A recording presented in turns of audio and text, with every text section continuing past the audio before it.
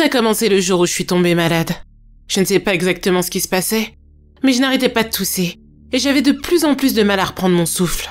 Une après-midi, alors que je rangeais, je suis tombée sur un flyer qui faisait la présentation d'une clinique médicale, qui s'appelait Clinique Richmond. Vu qu'on était déjà samedi, j'ai décidé que je pouvais attendre le lundi pour m'y rendre, et qu'en attendant, j'allais juste prendre les médicaments que j'avais achetés à la pharmacie. Le jour J, je me suis levée de mon lit avec enthousiasme. Je me suis préparée, j'ai pris mon petit déjeuner, et je suis sortie pour y aller.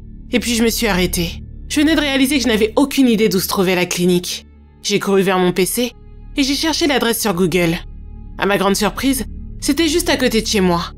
Et pourtant, je ne l'avais jamais vue. Après avoir éteint mon ordinateur, je suis ressortie. Et quelques minutes plus tard, j'étais déjà arrivée à la clinique.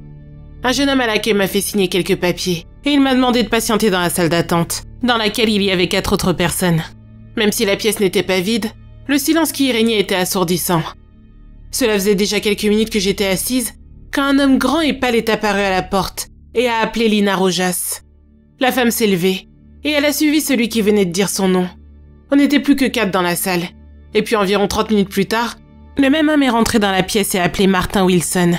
Le jeune homme s'est levé comme la personne avant lui, puis a suivi le grand homme pâle. À ce moment-là, j'ai décidé de sortir mon lecteur MP4, et j'ai mis de la musique pour faire passer le temps plus rapidement, mais surtout pour casser ce silence qui me rendait un peu mal à l'aise. Et les uns après les autres, les gens de la salle ont été appelés. Ça allait enfin être mon tour. Alors j'ai rangé mon lecteur MP4 pour pouvoir entendre quand on allait m'appeler. Et c'est à ce moment-là que j'ai réalisé que ça faisait longtemps que la première femme, Lina Rojas, était partie, mais que je ne l'avais pas encore vue ressortir. Il n'y avait qu'une seule porte qui conduisait à l'extérieur du bâtiment, si on ne compte pas les sorties de secours. Donc je me suis dit qu'elle était sûrement venue pour une consultation spéciale. J'ai attendu encore environ 40 minutes jusqu'à ce que l'on m'appelle enfin. Je me suis levée, et j'ai suivi le grand homme pâle jusqu'à une pièce. Une fois à l'intérieur, il m'a fait quelques tests basiques, sans me dire un mot. Et après ça, il est sorti, alors que j'ouvrais la bouche pour lui demander ce qu'il pensait que j'avais. C'était de pire en pire. L'attente, le silence gênant et l'accueil glacial. J'avais vraiment hâte de partir de cet endroit, une fois que le médecin allait enfin se décider à revenir. Mais en même temps, j'avais une envie pressante d'aller aux toilettes. Alors je suis sortie de la pièce pour essayer d'en trouver. Et par chance, il y en avait au bout du couloir. Une fois que j'ai eu fini ce que j'avais à faire, je me suis dirigée vers la pièce dans laquelle je me trouvais auparavant. En avançant, j'ai remarqué que plusieurs des portes du couloir étaient ouvertes. La curiosité m'a envahie, et j'ai regardé dans une des pièces. À l'intérieur, il y avait la première femme, Lina Rojas. Elle était assise et regardait droit devant elle. Son regard avait l'air vide, mais tout à coup, elle a tourné les yeux vers moi, et je me suis dépêchée d'avancer. Elle m'avait fait sursauter, mais après tout, c'était de ma faute. Je n'avais pas regardé dans les salles de consultation d'autres personnes. J'ai avancé jusqu'à ma salle à moi, et j'ai attendu que le docteur arrive. Mais personne n'est rentré. J'ai attendu encore et encore, jusqu'à ce que j'entende un petit bruit provenir de la ventilation. Au début, je me suis dit que j'entendais juste quelque chose qui n'existait pas. Mais après quelques minutes, le son a commencé à devenir de plus en plus fort. Ça m'a fait paniquer. J'étais morte de peur, et la porte qui s'était ouverte d'un coup m'a glacé le sang. C'était un homme. Il avait la peau un peu rougeâtre et de longs cheveux en broussailles. Il ne portait pas de vêtements. Ses yeux noirs étaient particulièrement perçants. Alors qu'il rentrait dans la pièce, j'ai eu l'impression que le froid s'engouffrait avec lui. Il m'a fixée et la peur que je ressentais s'est accentuée. Puis, il a ouvert la bouche et dans un murmure plein de chagrin, il a dit « Partez, partez d'ici. C'est un endroit démoniaque. C'est votre dernière chance. Partez et ne vous retournez pas. » Je suis restée figée et je n'ai pas réussi à bouger jusqu'à ce qu'il crie. « Partez !» Je me suis mise à courir sans regarder derrière moi, comme il me l'avait ordonné.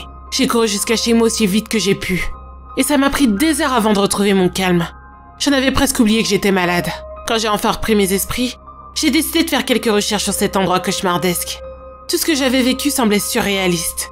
J'avais besoin d'une preuve que je n'avais pas imaginé tout cela. Mais je regrette d'avoir cherché. Après plusieurs minutes de recherche acharnée, j'ai trouvé quelque chose de perturbant.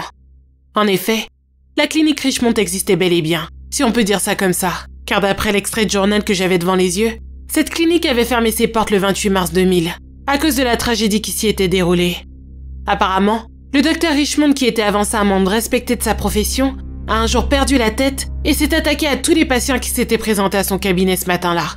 C'est son secrétaire qui a fini par appeler la police, en se rendant compte qu'aucun des patients n'était sorti de leur consultation.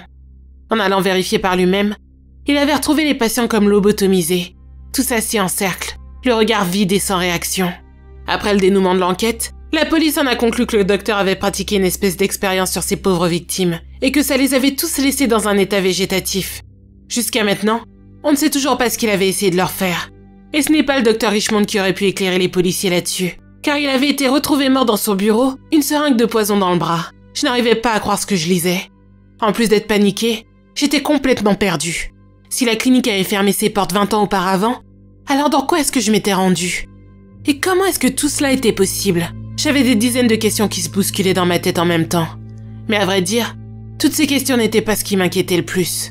Non, ce qui m'inquiétait le plus, c'est que pour illustrer l'article, il y avait une photo de ce docteur Richmond, et que c'était exactement le même homme grand et pâle qui m'avait escorté moi, et tous les autres patients que j'avais vus ce jour-là dans la clinique.